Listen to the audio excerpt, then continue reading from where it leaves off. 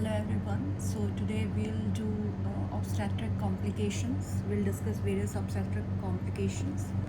Uh, we'll cover the normal labor and basics of female reproductive system in another lecture. So we'll start with the complications. First, we'll study about the cervical insufficiency.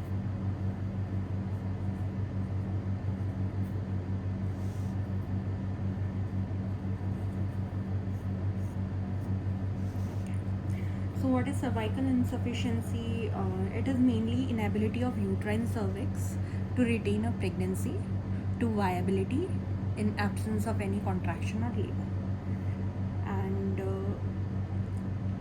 mainly the diagnosis, and previously it was made with a history of painless cervical dilation after first trimester and then expulsion of the pre-viable living fetus. And today it's mainly using the ultrasound where we measure the cervical length, and less than 2.5 is considered the cervical insufficiency. And there are various causes for this cervical insufficiency. It can be trauma due to any forceful cervical dilatation, or any second trimester abortion procedures, any cervical laceration from the delivery, or injury from any conization procedure done before, or there is congenitally weak cervical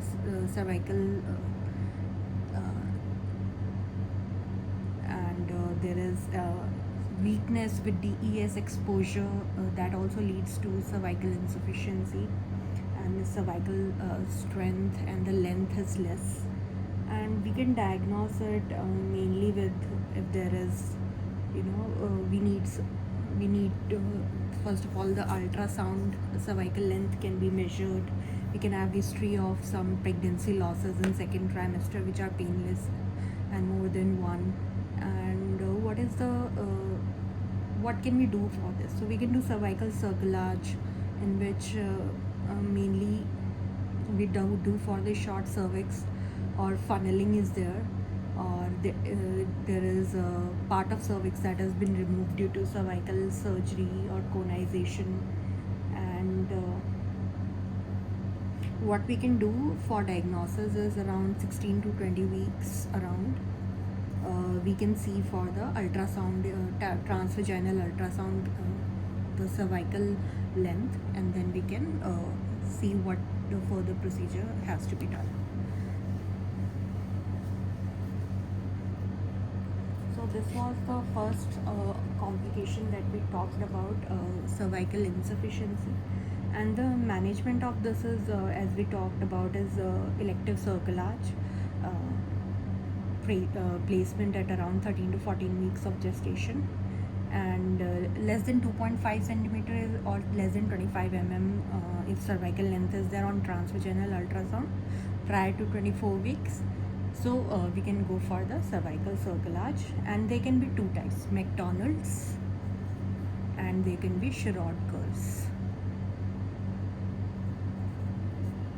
So McDonald's is placing a removable suture in the cervix, and the benefit we get is vaginal delivery is allowed in this. We can avoid the cesarean. But in Sherrod curves, we utilize a submucosal placement of the suture, and it is buried under the mucosa and it is left in place. So mainly cervical, it is followed by the cesarean delivery at term. And cerclage we remove around 36 to 37 weeks after the fetal lung maturity has occurred, because if removed previously, it can lead to spontaneous labor, and it can lead to the avulsions also. Previously it can lead to avulsion of sutures. Next is an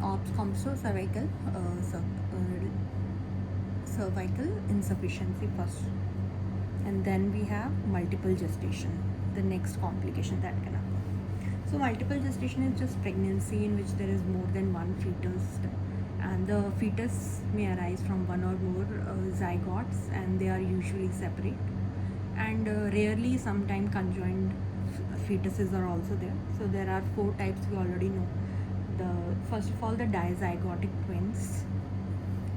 They are the most common, and the risk factor is mainly race, geography, family history, ovulation induction, and risk of twinning is around 10% with clomiphene citrate, and around 30% with human menopausal gonadotrophin. And then there is monozygotic twin, which have no risk factors identified. Now, diagnosis is how, of course, from the sonogram, the ultrasound that we do, and it will show more than one intrauterine fetus. And we can have four types. This is one fetus, this is another fetus, this is placenta, this is dizygotic diamniotic. Now this is monochorionic because one, and diamniotic, separate amnion site. It can be monoamniotic and monochorionic, and it can be conjoined. Now, dizygote twins mainly arise from multiple ovulation with two zygotes, and they are always dichorionic and diamniotic. Monozygotic twins, they arise from one zygote, and chorionicity and amniosity, they can vary according to the duration of time the takes from the fertilization to the cleavage. So let's see.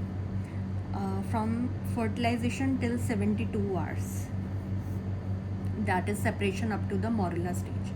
The twins, if they are separated, they are twin occurs, that is dichorionic, diamniotic.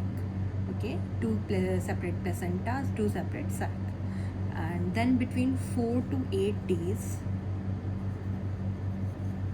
that is around at blastocyst stage, it is monochorionic and diamniotic, same placenta but separate sac.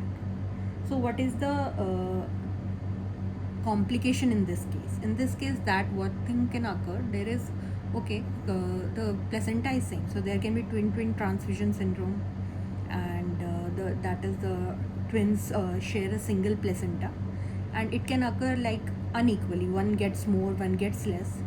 So the twin which gets less blood supply results in the growth restriction, oligohydramnios, and anemia, and the twin that gets more blood supply and results in excessive growth, polyhydramnios, and polycythemia.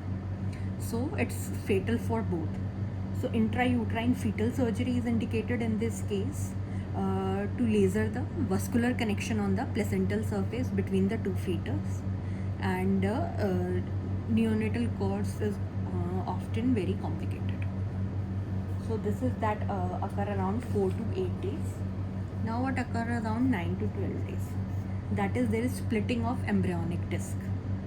The twins are monochorionic and monoamniotic. So there is only one placenta and one sac. So what is the risk here? Twin transfusion syndrome also. But main thing is umbilical cord entangling of the umbilical cord, or umbilical cord entanglement, which can result in the fetal death.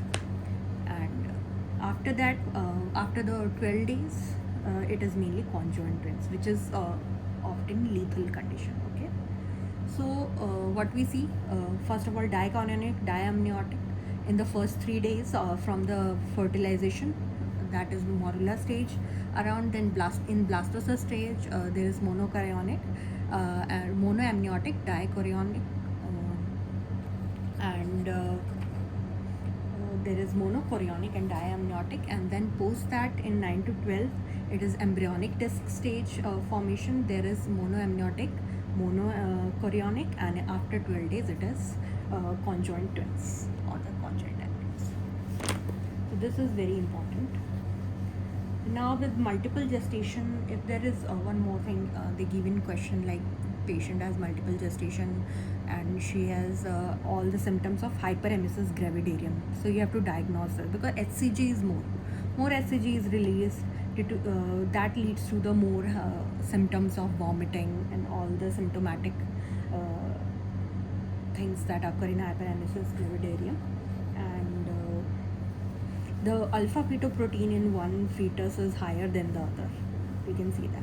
So how we'll manage this? So antepartum, we know we give patient iron, folate uh, to prevent the anemia, monitor the BP to detect any pre-eclampsia. We'll educate the mother regarding preterm labors, sign and symptoms.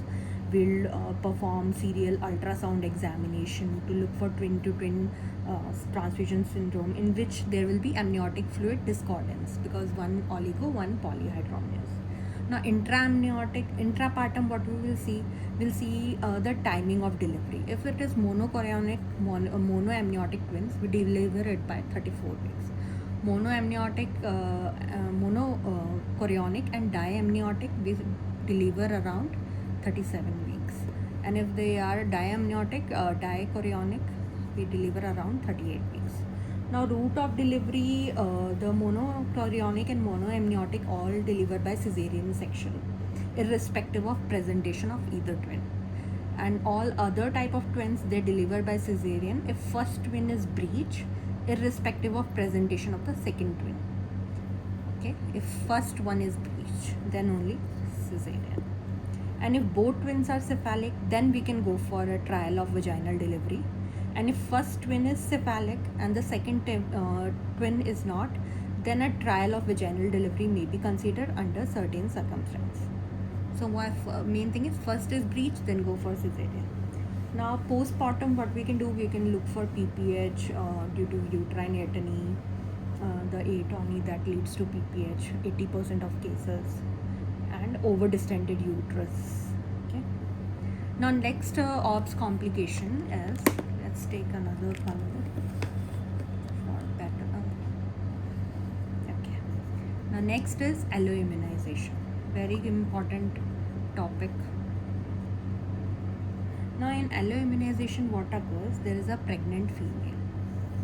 Okay, she develops antibodies against RBCs, foreign RBCs, mostly against those of her current or previous fetus. She has a fetus, it's Rh positive, Rhd positive if you want to be more specific, and pregnant female is Rhd negative. So it has a D antigen against which the antibodies are produced by whenever the mother's blood come in contact with the plasma, come in contact with the fetus. So it develops antibodies against this D antigen, which is part of Rh factors in blood grouping. So it is a very potent antigen, and so anti-D antibodies are formed in mother. Now these anti-D antibodies will cross the placenta, and they will kill this D antigen. They will bind with this D antigen, anti-D and D antigen will bind, and this will cause fetal RBC lysis, or there is hemolytic anemia because there is hemolysis of fetal cells, right? So it is D is very antigenic because it's one of the most common RBC antigen of Rh system. So how we can these antibodies to this RBC antigen, we can detect it with indirect Cone test, and in this the concentration of antibodies is reported in dilutional titers, with lowest levels starting with 1:1, and then we can keep doubling titer 1:2, 1:4, 1:8, 1:16, 1:32. Now it leads to hemolysis. So it is called hemolytic disease of newborn, and that way the RBC lysis will cause hyperbilirubinemia, and it will be caused by maternal antibodies crossing the fetal circulation and targeting these D antigen, and result in the fetal RBC lysis, anemia, hydrops, and even death. So what are the main risk factors? So alloimmunization most commonly occurs when fetal RBC enter the mother's circulation transplacentally at delivery. So it can also occur if a woman is transfused with mismatched RBC. Okay, it can occur with transfusion of mismatched RBC, and during pregnancy, during delivery, when the fetal blood comes in contact with the mother, and other related procedures if that has been performed while patient is pregnant, like amniocentesis has been done. There is DNC, there is abruptio placenta previa or ectopic pregnancy.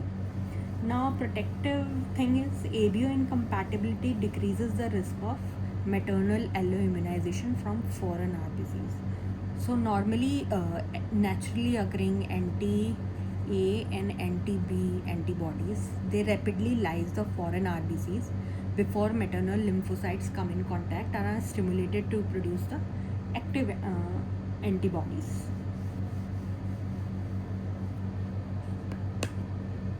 So it can be incompatibility because can be of two types, ABO and RH type. RH type alloimmunization is due to D antigen most common. It can be due to other. There are 5 C, D, E, small c and small e.